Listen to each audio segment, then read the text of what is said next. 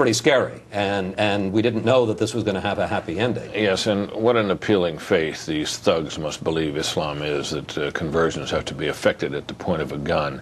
And what of the argument that all of the ills and troubles that beset the Palestinian people, that lead them to terrorism, are the cause of what they endlessly refer to as the illegal Israeli occupation?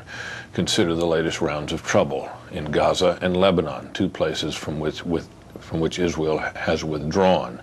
It has been noted that not for one day after the Israeli pullout from Gaza did the rocket attacks that came from Gaza ever stop.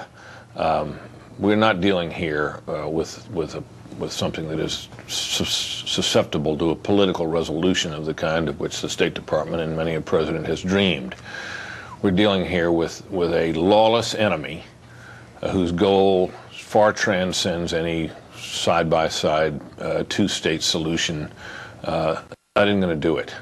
We're dealing with a terrorist, gangland-style enemy, which I think it's fair to conclude, and this episode only further illustrates it, must be defeated. I don't think there's any question that these people have been beaten down, occupied, oppressed, and that you're going to say all of a sudden, oh, you know what, there's gangland, it's all true, Brit.